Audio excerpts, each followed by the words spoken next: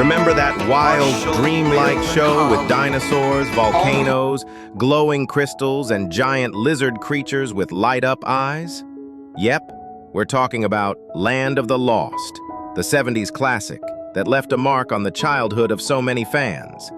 A family falls into a bizarre Jurassic world filled with lost civilizations, cosmic mysteries, and non-stop adventure, all brought to life with special effects that might seem a little cheesy today. But back then, total magic.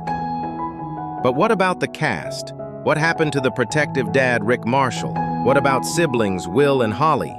Is Chaka still running around with that wild hair? And those creepy Sleestaks?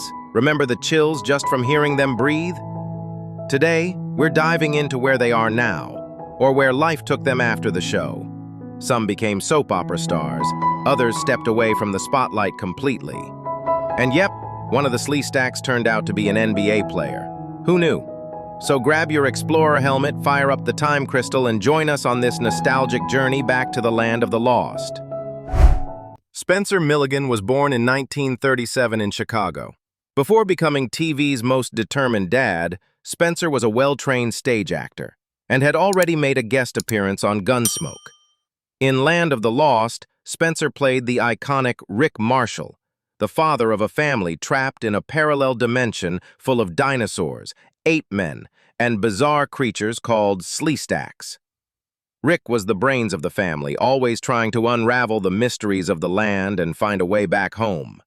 He was the classic 70s dad, protective, level-headed, but never afraid to risk it all to save his kids. But then, surprise, he mysteriously vanished in the third season. Why? It's said that Spencer left the show over a salary dispute. He wanted compensation for merchandise that used his image. After Land of the Lost, he continued making appearances in popular shows like The Bionic Woman, Vegas, and General Hospital. In the 90s, he stepped away from TV and chose a quieter life. He even taught acting for a while and largely stayed out of the spotlight. Years later, he reappeared at fan conventions, always friendly and nostalgic about the past. Sadly, Spencer Milligan passed away in 2024 at the age of 86. Kathy Coleman was born in 1962 in California. Before falling into a world full of dinosaurs, glowing crystals, and creepy Sleestaks, Kathy was already shining as a child model. She did commercials and was used to being in front of the camera from a very young age. However, it was at just 12 years old that the opportunity of a lifetime arose. In Land of the Lost, Kathy played the fearless Holly Marshall, the youngest member of the family. Despite her age, Holly was brave, smart, and full of spunk. She stuck by her dad and older brother, facing danger as if it were all one big adventure. Whether she was running from a T-Rex or dodging wild traps, Holly was the emotional heart of the show and the character that most connected with younger viewers. Kathy stayed with the series through all 3 seasons, but afterward, she stepped away from acting. She left the spotlight entirely and chose a quieter life, away from the cameras. Years later, though, she made a comeback with her memoir, Lost Girl, The Truth and Nothing But the Truth, So Help Me Kathleen, where she opened up about the show, her struggles, and the reality of being a former child star. She now attends fan conventions and reunions with her former castmates, always warmly welcomed by nostalgic fans. Wesley Yur was born in 1951 in Louisiana. Before getting lost in time and space, Wesley was already chasing his dream of becoming an actor and singer. He was the classic young heartthrob of the 70s. Charming smile, perfect hair, and tons of energy. He auditioned for a few TV roles, but it was Land of the Lost that took off. In the show, Wesley played Will Marshall, the eldest son in the family. He was the most impulsive, the most curious, and the most adventurous. Will was always getting into trouble, whether being chased by dinosaurs or facing off against Sleestaks in some ancient temple. But he was also brave, protective of his sister Holly, and a key part of the family's many attempts to escape that crazy world. Wesley stayed on the show through all 3 seasons, After that, he found success on the soap opera Days of Our Lives, hosted the kids' game show Finders Keepers, and even reinvented himself as a children's book author. Even though he stepped away from leading TV roles, Wesley never lost touch with fans and still shows up at conventions celebrating the series. Philip Paley was born in 1963 in California. Before becoming one of the most beloved and furry characters on the show, Philip was already a prodigy, but not in acting. At just 9 years old, he was a black belt in karate and even performed on The Tonight Show. In Land of the Lost, Philip brought to life the iconic Chaka, the young ape-man from the Pakuni tribe. He started wary of the marshals, but quickly became their loyal companion. With his gibberish speech, funny expressions, and curious nature, Chaka won over the audience, especially kids. Even though he had to endure hours in heavy makeup and an uncomfortable costume, Paley brought tons of charm to the role. Chaka appeared from the very first episode and became a true symbol of the series. After Land of the Lost ended, Philip largely stepped away from acting. He appeared in a 1988 comedy film called Beach Balls, but never pursued a full-time acting career again. Instead, he focused on his education and led a more private life, although he still occasionally appears at fan events or in nostalgic interviews. Ron Harper was born in 1936 in Pennsylvania.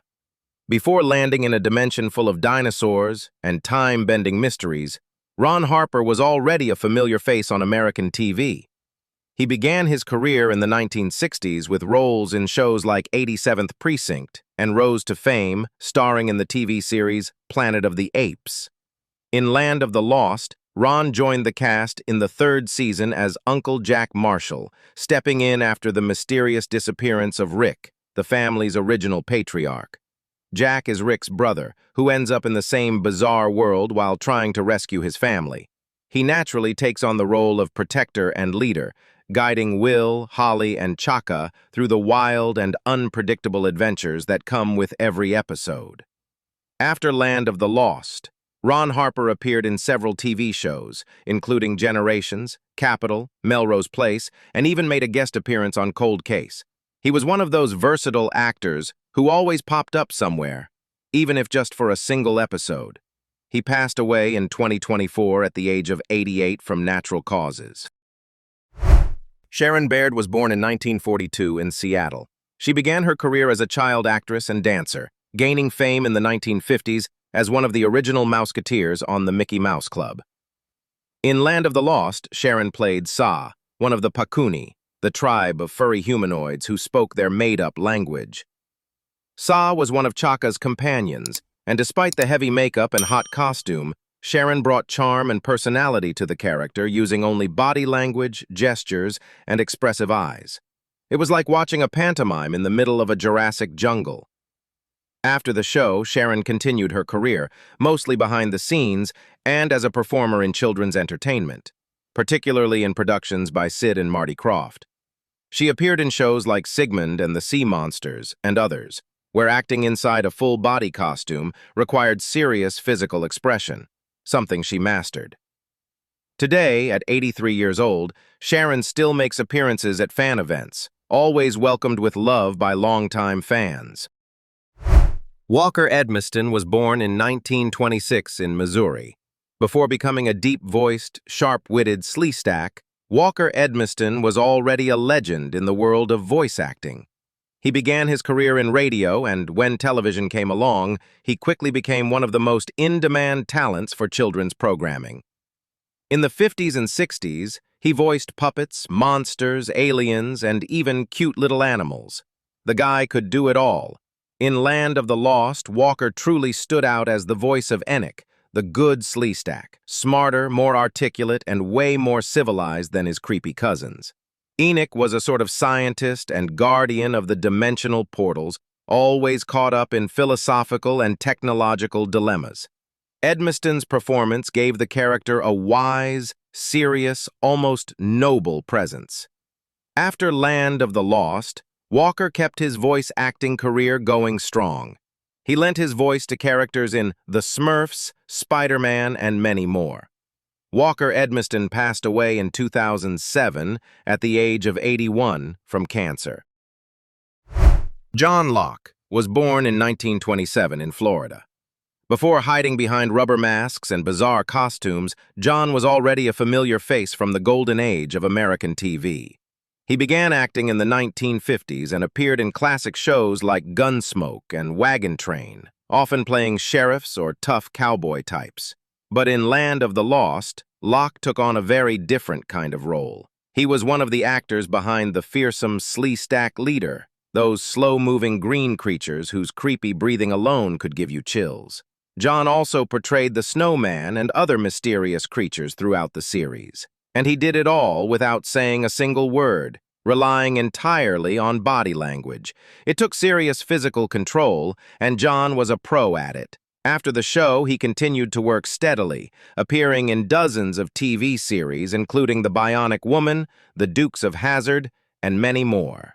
He passed away in 2013 at the age of 86 due to complications from a stroke. Who were the Sleestaks? Tall and green, glowing eyes, and that eerie breathing that sounded like it came from a broken fish tank. And funny enough, it kind of did. Their iconic breathing sound was created using an aquarium air compressor, recorded and slowed down. Amazing how simple tricks made such unforgettable effects back in the day, right? The Sleestaks were the most iconic villains in Land of the Lost, even though they never spoke a single word. Behind those tight latex suits were athletes and even future NBA stars. Bill Laimbeer was just 17 when he wore the Sleestak costume. Yes, the same Bill Laimbeer who would become an NBA star in the 1980s with the Detroit Pistons. Before his basketball fame, he was studying at the University of California. As of now, he's 68 years old. Dave Greenwood was only 16 when he took part in the series. He went on to become a basketball standout, drafted second overall in the 1979 NBA draft by the Chicago Bulls.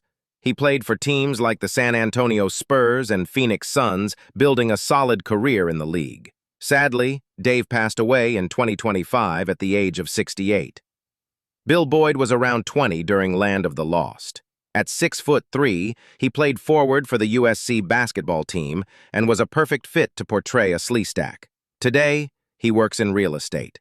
Beyond these names, many Sleestaks were played by tall college students, athletes, and stunt performers from the Los Angeles area. Producers specifically looked for people over 6 feet tall with strong physical coordination and the stamina to endure the heat, weight, and long hours of filming in costume. Though many of them went uncredited, they helped bring to life one of the most unforgettable looks in 1970s sci-fi television. Thank you so much for watching. If you enjoyed this video and want to see more amazing content, please consider subscribing to our channel. Don't forget to hit that like button and share this video with your friends and family. Your support means the world to us, and it helps us continue creating fantastic videos like this one. Thanks again, and see you next time.